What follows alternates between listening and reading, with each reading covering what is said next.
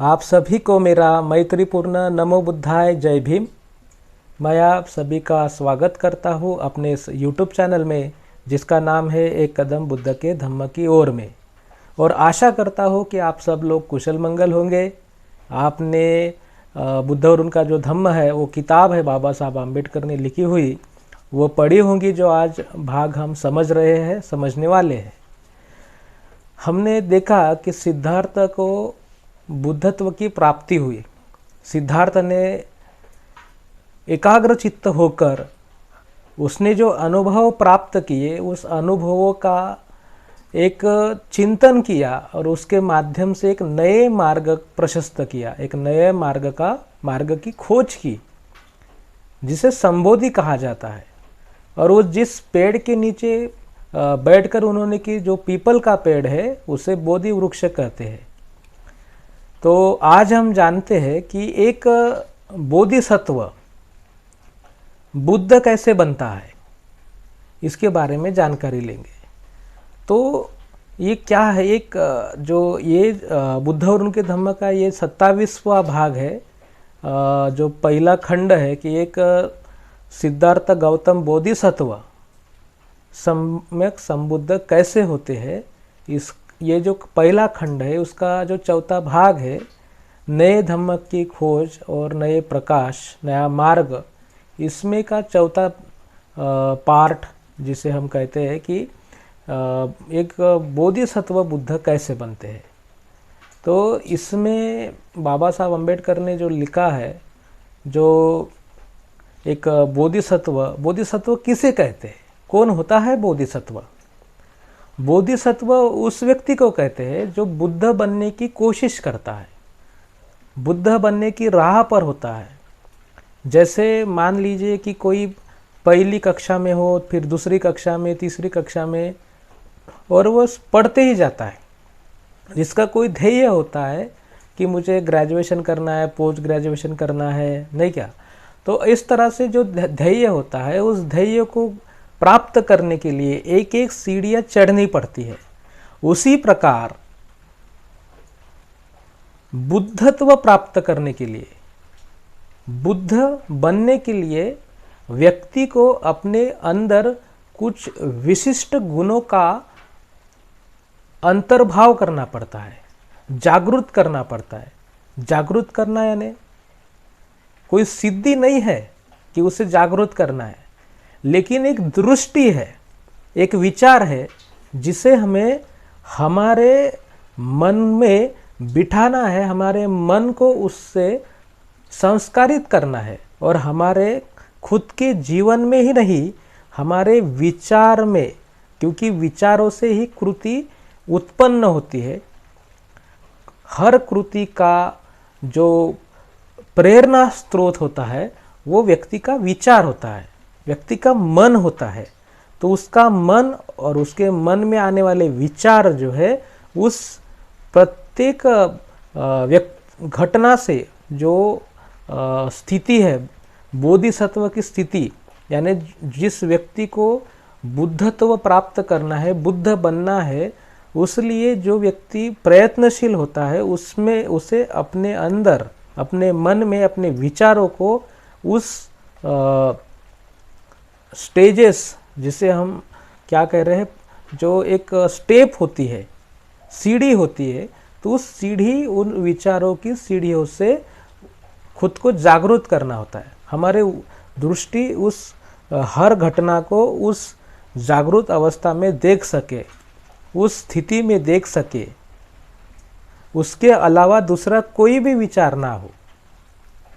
तो जानते हैं क्या ऐसी स्थितियां हैं, कि कौन सी ऐसी सीढ़ियां हैं जिस पे चलकर कोई व्यक्ति बोधिसत्व बनता है और बोधिसत्व व्यक्ति बुद्धत्व प्राप्त करके बुद्ध बनता है। तो पहली जो स्थिति है उसे कहते हैं मुदिता। इस मुदिता अवस्था में, मुदिता का अर्थ ही होता है आनंद। इस मुदिता अवस्था में कोई भी जो व्यक्ति है, वो व्यक्ति प्रयत्न करता है खुद को क्लेशों से, दुर्गुणों से मुक्त करता है। जिस प्रकार एक सुनार चांदी स्वर्ण को उसमें जो अशुद्धियाँ मिली होती है उनको जिस तरह से वो अलग करता है, उसको जिस सोने को जो है वो बहुत बड़े उष्णता से होकर गुजरना पड़ता है, ताप से होकर गुजरना पड़ता है। तो वो ताप, वो उष्णता उसमें से सारी अशुद्धियाँ निकाल देती है। उसी प्रकार व्यक्ति को अपने अंदर की सभी जो विसंगतियाँ है, जो अवगुण है, जो मैल है, उसको मिटाते रहना होता है, मिटाना होता है। तो ऐसे मिटने के बाद में, ऐसे मिटाने के बाद में एक व्यक्ति जो खुद को ऐसे समझता है कि मैं एक प्रमादपूर्व एक जीवन जीता था, मैं एक अवगुण से युक्त व्यक्ति हूँ, अविद्या से युक्त व्यक्ति हूँ, और जब मैं बहुत कोशिश करके एक अप्रमादी व्यक्ति बनता हूँ, जो एक सच्ची शिक्षा ग्रहण करने के योग्य बनने का प्रयत्न करता हूँ, खुद को एक अच्छे मार्ग पर प्रतिस्थापित करने का प्रयत्न करता हूँ, तो क्या होता है, जब जिस तरह से कोई सूर्य या कोई चंद्रमा बादल में अगर छुप जाए तो उसकी प्रकाश ना धरती पे आता है और ना ही कोई उस चंद्रमा को या उस सूर्य को धरती दिखती है। तो क्या होता है, जब वो बादल उनके बीच से हट जाता है और चंद्रमा और सूर्य, उसकी जो किरणें हैं, उसकी जो प्रकाश है, वो पृथ्वी पर जाकर पृथ्वी को प्रकाशमय करते हैं। तो उसी तरह से अगर कोई व्यक्ति खुद को अप्रमाद रहित बनाता है, एक व्यक्ति खुद को सभी प्रकार के अवगुणों से दूर करता है, तो उसमें अनायास ही आनंद की स्थिति निर्माण होती है। मान लीजिए कि कोई ऐसी अनसुलझी ऐसे कुछ पहेली है, आपको किसी ने सवाल पूछा हो, और जब आपको बड़े ही खोजबीन के बाद में उसका जवाब आप देते हैं और वो सही होता है, तब आपको आनंद होता है। मान लीजिए कि कोई ऐसा कठिन प्रश्न है, हमने उसको हल किया, तब हमें आनंद होता है। कोई भी अविद्या अगर दूर होती है तो हमें आनंद होता है। तो जब ऐसी स्थिति आती है, जब हम हमारे अवगुणों से मुक्त होते हैं, तो हमें आनंद मिलता है, उसी को कहते हैं मुदिता। और वो आनंद की स्थिति में व्यक्ति क्या करता है, दूसरों के प्रति करुणावान बनता है, दूसरों के प्रति उसके मन में एक मैत्री का भाव उत्पन्न होता है। वह सोचता है कि सभी को इसी प्रकार की स्थिति प्राप्त हो, यानी सभी के प्रति समानता का भाव उसके भीतर में जागृत होता है। वो सभी को समान नज़रिए से देखने लगता है, उसके मन में सभी के प्रति करुणा जागृत होती है। अगर आप खुश होते हैं, आपके भीतर आनंद की अनुभूति होती है, तो आप अपने आनंद में अपने जो आप्त इष्ट है उनको आप शामिल करते हैं। उससे भी बेहतर स्थिति में यह मुदिता होती है, यह बोधिसत्व का आनंद होता है, जो ना ही रक्त बंधन जानता है, ना ही देश बंधन जानता है, ना ही कुछ जानता है, ना ही जात, ना ही धर्म। उसे लगता है कि यह स्थिति, यह मन की भूमिका, यह भावना हर मन में उपजे, हर मन को प्राप्त हो, ऐसी उसके मन में भीतर में आकांक्षा जागृत होती है। यह आनंद की अनुभूति होती है। दूसरी स्थिति क्या है? दूसरी स्थिति है विमला भूमि।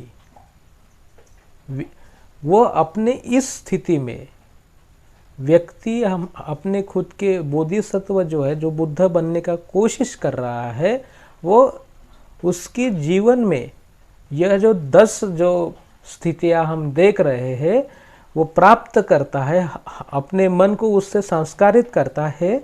तो उसमें जो ये विमला भूमि जो है, तो विमला भूमि यानी प्यूरिटी, पवित्रता।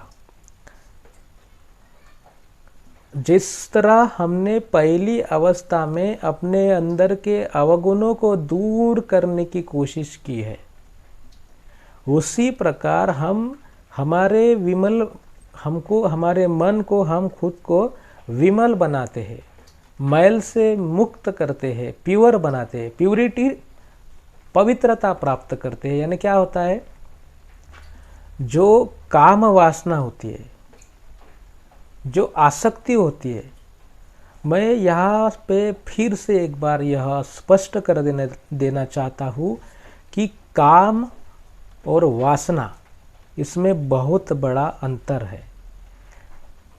हमारे पांचों इंद्रियों का जो कुछ भी विषय होता है, जो कुछ भी उसके कार्य होते हैं, उसी कार्यों में डूबे रहना वासना कहलाती है। तो ये काम जो है, जिसे हम लैंगिक भावना कहते हैं, जब हम उसको इतना उसमें डूब जाते हैं कि सत्य असत्य क्या है, कुशल अकुशल क्या है, अच्छा क्या है, बुरा क्या है, नैतिकता क्या है, मॉरलिटी क्या है, ये सब भूल के हम बस काम वासना का आसक्ति में डूब जाते हैं। उसको बोलते हैं काम वासना, काम आसक्ति। तो बोधिसत्व अपने खुद को ऐसे विचारों से दूर करता है, खुद को आसक्ति से, काम वासना की आसक्ति से दूर करता है। उसके मन में किसी विषम लिंगियों के प्रति, यानी अगर बोधिसत्व स्त्री हो तो पुरुषों के प्रति या स्त्रियों के प्रति भी, या पुरुष हो तो स्त्रियों के प्रति या पुरुषों के प्रति भी, ऐसी कोई आसक्ति जो काम से रिलेटेड हो, संबंधित हो, वह दूर करता है। इस अवस्था के बाद वह व्यक्ति प्रत्येक व्यक्ति के भीतर में जो कुछ भी अवगुण है उसको बढ़ावा नहीं देता वो। यानी जो हम देखते हैं कि हमारे अंदर में अगर कुछ अवगुण हो, कुछ हम कुसंगतियां हमारे पास में हो, हम कुछ अकुशल क्रिया करते हो, तो हम क्या करते हैं, बाकियों को भी इसी तरह से क्रिया करने में प्रोत्साहन देते हैं। जिस तरह से कोई खर्रा खाता हो, कोई दारू पीता हो, तो वो अपने दोस्तों भी ऐसे ही बनाते हैं, जो खर्रे खाने वाले हो, दारू पीने वाले हो, ऐसे उनके साथी होते हैं। और इस तरह से वो और साथी बढ़ाते हुए वो जाता है। लेकिन बोधिसत्व इस विमल भूमि में किसी भी व्यक्ति के अवगुण को बढ़ावा नहीं देता, हालांकि वो उसके गुणों को बढ़ावा देता है, नाउम्मीद नहीं करता। अगर कोई अच्छा व्यक्ति हो, उसके भीतर कुछ अच्छे गुण हो, तो बोधिसत्व उस व्यक्ति के अच्छे गुणों की प्रशंसा करता है और उस अच्छे गुणों को और डेवलप बनाने के लिए और विकसित करने के लिए वो प्रयत्नशील रहता है, एक व्यवस्था बनाता है। इस तरह से ये विमल भूमि होती है। तीसरी जो अवस्था है बोधिसत्व की, जो हमें अपने जीवन में प्राप्त करना है, वह होती है प्रभाकारी भूमि। भूमि मैं कह रहा हूँ, जैसे मुदिता कहा, उसके बाद में विमला भूमि कहा, अभी ये प्रभाकारी भूमि कह रहा हूँ। तो ये क्या होती है, धरती होती है। जैसे एक सीढ़ी है, तो एक सीढ़ी के ऊपर दूसरी सीढ़ी, फिर तीसरी सीढ़ी, चौथी सीढ़ी, ऐसी जो सीढ़ियाँ हम चढ़ते जाते हैं, तो उसी तरह ये भूमियाँ हमें प्राप्त करना है। हर भूमि का एक ग्रुप होता है, हर व्यक्ति का, जैसे एक ग्रेजुएट का ग्रुप हो गया, पोस्ट ग्रेजुएट का ग्रुप हो गया, है ना, मास्टर डिग्री वाले ग्रुप हो गए, डिप्लोमा वाले ग्रुप हो गए, 10 वर्ष के उम्र वाले ग्रुप हो गए, 60 वर्ष के उम्र वाले ग्रुप हो गए, ऐसे अनेक विद्वत्ताओं का एक व्यक्तियों का समूह होता है। तो ऐसे हमें हमारे जीवन में इस तरह से स्थितियाँ प्राप्त करनी है। तो हम देख रहे थे प्रभाकारी भूमि, तो प्रभाकारी भूमि में उसकी जो प्रज्ञा है, शहानपन जिसे कहते हैं, विजडम, जो वो प्रज्ञा एक आरसे के समान, आईने के समान एकदम स्पष्ट होती है, उसे स्पष्ट रूप से दिखाई देता है।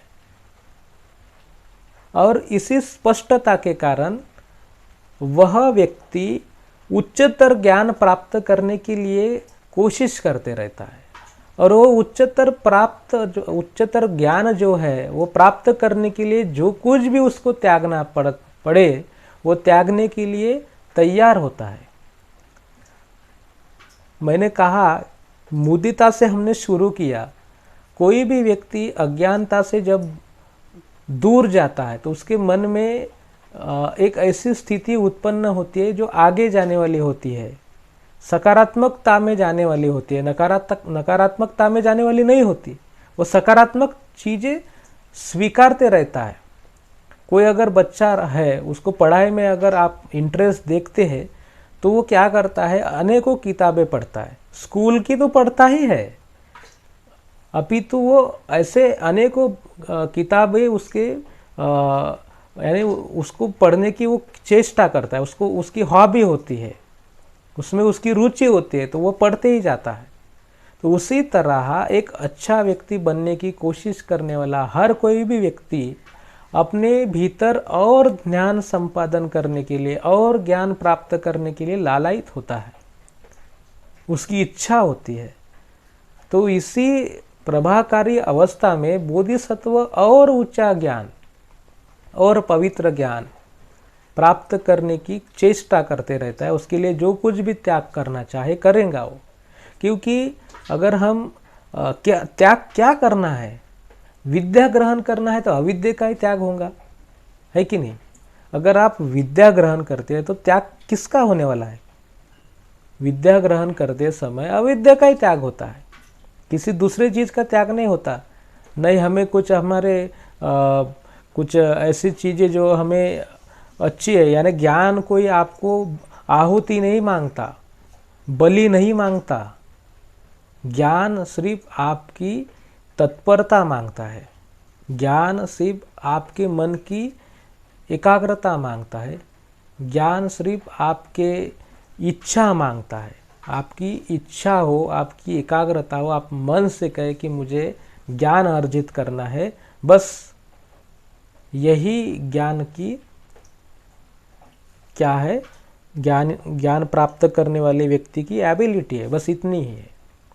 तो इस प्रभाकारी अवस्था में वह व्यक्ति प्रज्ञावान होता है और ज्ञान प्राप्त करने के लिए तत्पर होता है। वो अपनी चौथी जो अवस्था है जिसे हम अचिर्ष्मति कहते हैं, तो इस अवस्था में वह व्यक्ति अनायास ही अष्टांगिक मार्ग का अवलंबन करता है। अनायास ही वो 4 व्यायामों का अवलंबन करता है, आचरण करता है, पंचशील का आचरण करता है। जब हम खुद को एक ऐसे मार्ग पर प्रतिष्ठित करते हैं, जब हम खुद को अवगुणों से दूर करते हैं, तब हमारे भीतर एक नैतिकता का उगम होता है और उस नैतिकता को हम हमारे जीवन में आचरण में लाते हैं। कोई भी अच्छा व्यक्ति अगर बनना है अपने को, तो हम अच्छा बनने के लिए बहुत क्या करते हैं, लोगों की मदद करते हैं, झूठ बोलने से दूर होते हैं। इसी तरह तो धम्म का खोज होता है उसको। जैसे जैसे व्यक्ति अच्छा बनता जाता है, जैसे जैसे व्यक्ति अच्छे बनने के तरफ अग्रसर होता है, तो वो बुद्धत्व की तरफ ही अग्रसर होता है। अच्छा व्यक्ति कौन है? बुद्ध अच्छा व्यक्ति है। जब वह अच्छा बनता है तो वह बुद्ध ही बनता है। तो इसी तरह से अचिर्ष्मति अवस्था में वह अष्टांगिक मार्ग जो मैं आपको आगे बताने ही वाला हूँ, और वो 4 व्यायाम जो है वो अष्टांगिक मार्ग के विरुद्ध जो कुछ भी कृतियाँ होती है, जो कुछ भी ऐसी अवस्थाएं, ऐसी क्रियाएं, कर्म होते हैं जो अष्टांगिक मार्ग के विरुद्ध होते हैं, उन सब को वह व्यक्ति करने से मना करता है, मन से निकाल देता है, वैसे विचार भी मन में नहीं रखता। और जिस कर्म के कारण अष्टांगिक मार्ग का आचरण करना सुलभ होता है, सुगम होता है, वैसे हर कृति करने के लिए वो मन को प्रेरित करता है, उसे कहते हैं व्यायाम। ये 4 प्रकार के हैं जो मैं आपको आगे बताऊंगा ही। और पंचशील जो है, हिंसा नहीं करना, चोरी नहीं करना, काम वासना में आसक्ति नहीं करना, झूठ नहीं बोलना और नशापान नहीं करना, यह जो पंचशील है, जो प्रत्येक बौद्ध व्यक्ति का ही नहीं, प्रत्येक मानव का नैतिक कर्तव्य है, तो इस पे भी वो अचिर स्मृति भूमि में अवस्था में व्यक्ति आचरण करता है। अपनी जीवन की 5वीं अवस्था में, माने बोधिसत्व जब 5वीं अवस्था प्राप्त करता है, उसमें वो सुदुर्जया भूमि को प्राप्त करता है। ये क्या सुदुर्जया भूमि है? यह भूमि है रिलेटिव यानी एब्सोल्यूट, यानी सापेक्ष एवं निरपेक्षता का ज्ञान होता है। ऐसे कर्म होते हैं हमारे। बुद्धिज्म जो है वो कर्म पे आधारित है। कर्म, हमारे कर्म जो है वो नैतिक होने चाहिए। अगर आपके कर्म नैतिक नहीं होते तो आपको इसके कारण अनेकों प्रकार के दुख का अनुभव होता है। अगर हम हमारे आयुष्य जीवन में अकुशल कर्म करते हैं तो ये अकुशल कर्म कहाँ से उत्पन्न होते हैं? अकुशल चित्त से। अकुशल चित्त से उत्पन्न होते हैं, और अकुशल चित्त हमेशा ही अकुशल कर्म करेगा, और वो अकुशलता ही उसका क्या है? दुख है। असंतोषी ही उसका दुख है। वो हमेशा जहाँ भी जाएगा वो असंतोष ही रहेगा और वो दुखी ही रहेगा। इसीलिए वह व्यक्ति कौन से ऐसे कर्म है जिससे हमें रिलेटिविटी यानी सापेक्षता के माध्यम से वो हमारे कर्म, अच्छे कर्म तो अच्छा फल, बुरे कर्म तो बुरा फल, इस तरह से हम चलते रहते हैं। और सापेक्ष और निरपेक्ष क्या है? अच्छे ही कर्म करना है। बुरे कर्म का बुरा फल तो मिलता है, तो बुरे कर्म हमें बुरा फल मिले इसलिए हमें बुरा कर्म करना चाहिए। इस स्थिति को नकारात्मक स्थिति कहा जाता है, और इस स्थिति में कोई व्यक्ति ना जाए। यानी है आपको छूट कि आप अच्छा कर्म करें या बुरा कर्म करें, लेकिन बुरा कर्म ना करे, इसके लिए बुद्ध प्रेरित करता है, बोधिसत्व प्रेरित करता है कि अपने आयुष्य में, हमारे जीवन में हम अच्छे ही कर्म करते रहे। इसे बोलते हैं निरपेक्षता, अच्छा कर्म करते जाओ। तो ऐसी स्थिति में जब वो 6ठी स्थिति में आता है, तो 6ठी स्थिति में वह अभिमुखी स्थिति को प्राप्त करता है। क्या है अभिमुखी स्थिति? अभिमुखी स्थिति, अभिमुखी का ज्ञान जो है वह अनित्य और अनात्म, इस स्थिति को वो प्राप्त करता है। इसी स्थिति में आते हुए अनित्य क्या है, मैं आपको एक उसका छोटा सा भाग यहाँ पे बता देता हूँ कि अनित्य यानी क्या होता है। कि अनित्य होता है कि हर कोई भी चीज़ यहाँ नित्य नहीं है, कायम नहीं है। हर कोई भी चीज़ खत्म होने वाली है, नष्ट होने वाली है, और हर कोई चीज़ बदल रही है। आपकी स्थिति बदल रही है, आपका शरीर बदल रहा है, हर पल बदल रहा है, आपका मन बदल रहा है, और आप खत्म होंगे। जन्म है तो मृत्यु है। तो इस स्थिति को बोलते हैं अनित्यता। और अनात्मा यानी कोई आत्मा नहीं है। एक आत्मा का मृत्यु होता है शरीर का, तो दूसरी शरीर वो ग्रहण करता है, ऐसे कोई स्थिति नहीं होती।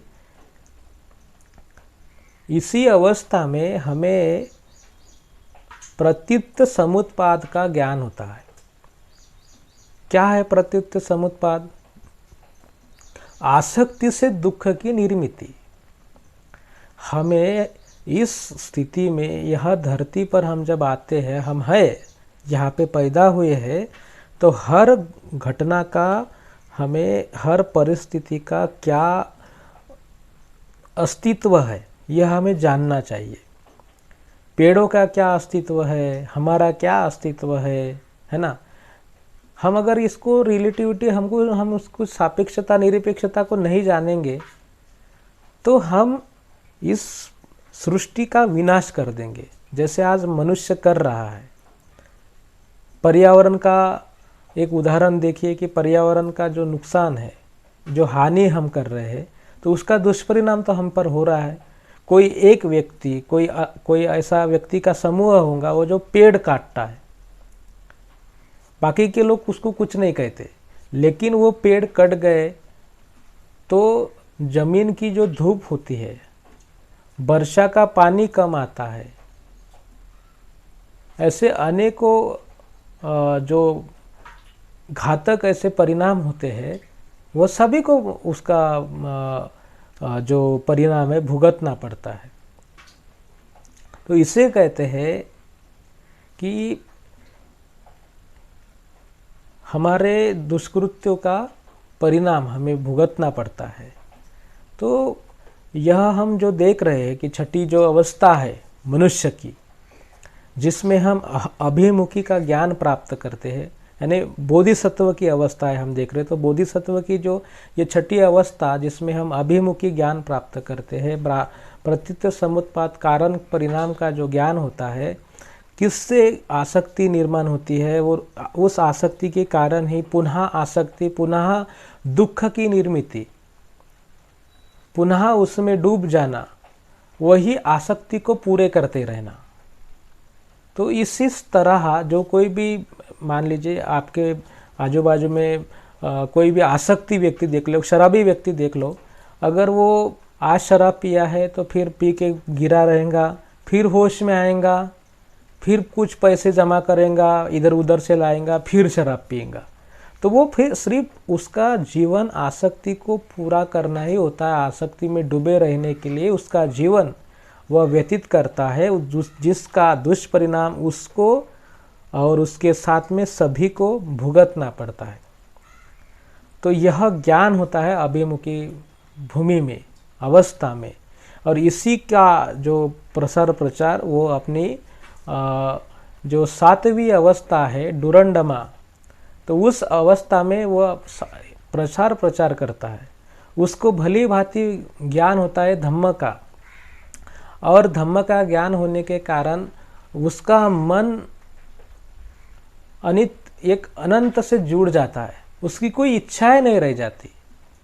जैसे बुद्ध कहते कि वो ताड़ कटे हुए, जड़ से ही कटे हुए ताड़ वृक्ष के समान होता है, जिसमें ना कोई आगे कुछ अंकुर आने वाला होता है।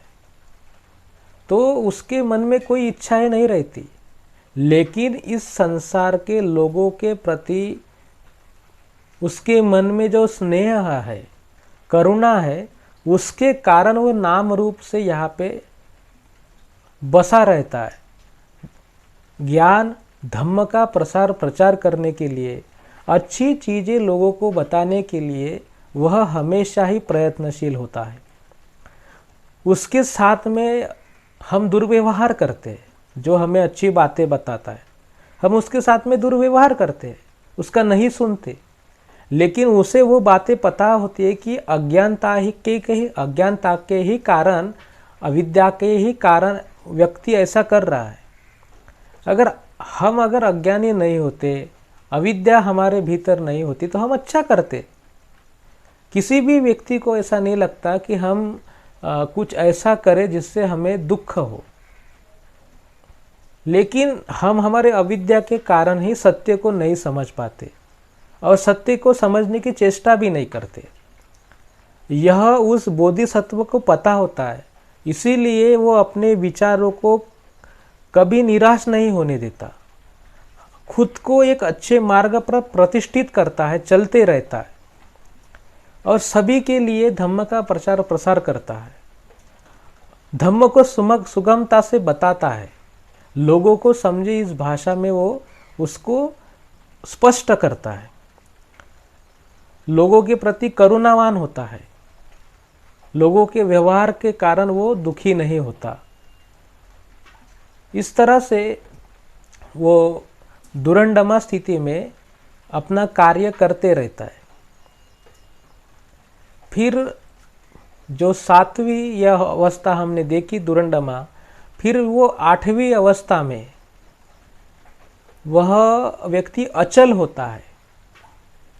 अचल यानी वह व्यक्ति को फिर हिलाना डुलाना मुश्किल हो जाता है, उसके मन में कुछ भी डर नहीं रहता, वो जो कुछ भी कृति करता है वो अनाशा से ही होती रहती है, जो अच्छी कृतियाँ होती है उसका परिश्रम खत्म हो जाता है, वह हर कृति में सफल होते जाता है।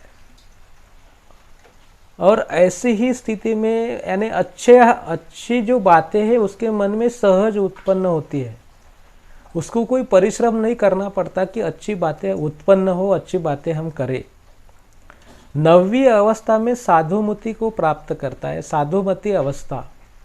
इस अवस्था में उसके भीतर हो या संसार में कोई भी धर्म हो, कोई भी विचार हो, यानी धर्म का कोई यानी धर्म का नाम नहीं कि ये मुस्लिम धर्म हो गया, हिंदू धर्म हो गया, जैन हो गया, क्रिश्चियन हो गया, ये जो बाकी के धर्म है, मैं धर्म का नाम नहीं ले रहा। क्या है, विचार एक बीज होता है, एक किसी तरह के नकारात्मक विचार होते हैं, सकारात्मक विचार होते हैं, और हर विचारों का कोई अपने धर्म जो है इन्हीं विचारों पे आधारित होते हैं। तो ऐसे सभी विचारों का ज्ञान होता है कि क्या एक कोई आत्मा नहीं है, हम मानते हैं कि कोई आत्मा नहीं है, तो यह आत्मा तो है ही नहीं, फिर आत्मा पे आधारित कोई धर्म हो, भला ही कितने ही धर्म हो, कितने धर्मों के नाम ले लो, लेकिन आत्मा नहीं है, यह जब हमने जान लिया तो हम जान चुके हैं, हम समझ चुके हैं कि इस पे आधारित कोई भी सिद्धांत हो, इस पे आधारित व्यक्ति, इस पे आधारित कोई भी फिलॉसफी हो, वह हमें दूर तक सिर्फ भटकाते ही रहने वाली सिद्धांत है, ना कोई उससे हमें ज्ञान की प्राप्ति होने वाली है और ना ही हमें दुखों से मुक्ति मिलने वाली है। इसको बोलते हैं साधुमति अवस्था। इस अवस्था में व्यक्ति को क्या अच्छा है, किस स्थिति, कौन से अकुशल विचारों पे नहीं जाना है, कौन से अकुशल विचारों का साथ लेकर कोई हमें लुबाड़ सकता है, हमें भटका सकता है, इसका ज्ञान होता है।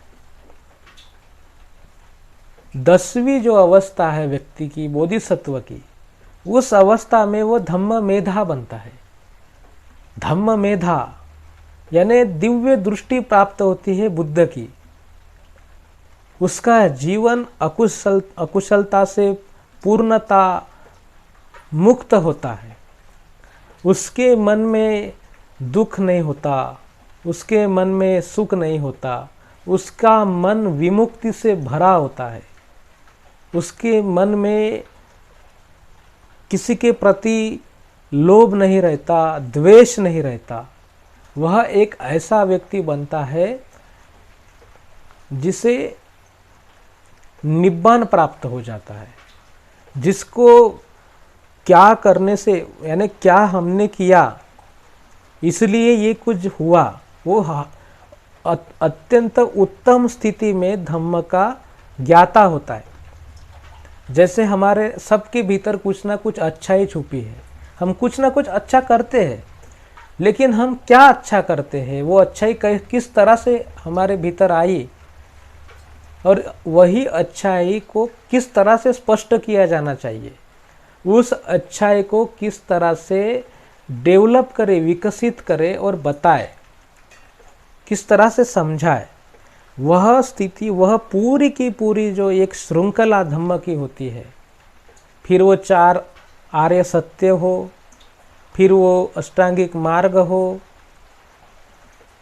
10 पारमिता हो, यह सभी जो चीज़ें हैं वह स्पष्टता से देखता है और स्पष्टता से व्यक्ति को समझाता है कि अगर आप इन सभी चीज़ों को जिस तरह से मैंने मेरे जीवन में उतारा है और दुख से मुक्त हुआ हो, उसी तरह से आप भी जीवन में उतारिए और दुख से मुक्त हो जाइए। और इतर जो सब कुछ लोग हैं, मनुष्य है, प्राणी है, उन सभी को दुख से मुक्त करने का मार्ग प्रशस्त करिए। इस तरह से कोई व्यक्ति बुद्ध बनता है। बुद्ध बनने की ऐसी अद्भुत, ऐसी कठोर, कठिन, ऐसी जो कसौटी है, किसी और धर्म के ज्ञाता, किसी और धर्म के पुरोधा या मोक्षदाता को नहीं लगाई जाती। वह अपने जीवन में हर धर्म का कोई भी जो मोक्षदाता होगा, ज्ञानी होगा, प्रणेता होगा, तो वह अपने जीवन में कितना ही अकुशल हो, कितना ही वह मौलिक ना हो, अनैतिक हो, उसका आचरण भ्रष्ट क्यों ना हो, और वो किसी भी तरह अपने अनुयायी को की रक्षा करता हो, हत्या करके अपने अनुयायियों की रक्षा करता हो, झूठ बोल के अपने अनुयायियों की रक्षा करता हो, किसी भी प्रकार करता हो, तो उसको कोई व्यक्ति इस तरह से एक पवित्रता की, जिस तरह से बुद्ध बनने के लिए बोधिसत्व होना जरूरी है, 10 अवस्थाओं प्राप्त करना जरूरी है। इतना ही नहीं कि 10 पारमिता जो है, मैं आपको बताऊंगा शील मार्ग में, तो वो 10 पारमिताओं का भी पूर्णतः उसको पालन करना है। यह सभी अवस्थाओं में, यह सभी स्थितियों का कोई इतर जो धर्म है, इसके बुद्ध धर्म के अलावा जो कुछ भी धर्म है, उनके प्रणेताओं के लिए इतनी कठिन, इतनी कठोर चिकित्सात्मक जो कसौटियाँ है, कभी लागू नहीं की गई, ना ही कभी लागू की जाती है। इसीलिए बुद्ध बनने वाला व्यक्ति, वह जो विचार व्यक्त करता है, वह अपने खुद के जीवन में पूर्णतः परिवर्तन लाता है और सभी के जीवन में परिवर्तन की भाषा बोलता है और समानता सबके लिए रखता है। यानी कोई व्यक्ति बुद्ध बना हो तो वो जो उसका अनुयायी हो या कोई सामान्य नागरिक हो, वो उसके लिए कोई छोटा सा प्यादा नहीं रहता, वो उसके समान रहता है। वो उसके लिए कष्ट करता है, उसको वो सिखाता है कि भाई आप इस तरह से अपने जीवन में बने रहे, इस तरह से अपने जीवन को परिवर्तित करिए। उसी के तो लिए वो धरती पे प्रचार प्रसार करता है, उसी के लिए, सामान्य व्यक्ति के लिए ही तो। क्योंकि मुझे जो सुख प्राप्त हुआ है, मुझे जो अनुभूति हुई है, मुझ में जो अच्छाई आई है, वो अच्छाई आप में आ जाए, आपको मिले, आप उस अच्छाई से ओतप्रोत हो। इसीलिए बुद्ध व्यक्ति, बोधिसत्व व्यक्ति धम्म का प्रसार प्रचार करता है, सामान्य व्यक्तियों के फायदों के लिए, सामान्य व्यक्तियों के हित के लिए ऐसा करता है। मैं आशा करता हूँ कि बोधिसत्व क्या होता है, बोधिसत्व किस तरह से बुद्ध बनता है, सिद्धार्थ जिस तरह से बुद्ध बने, है कि नहीं, उसमें यह अवस्थाएं आप सब लोगों ने समझी।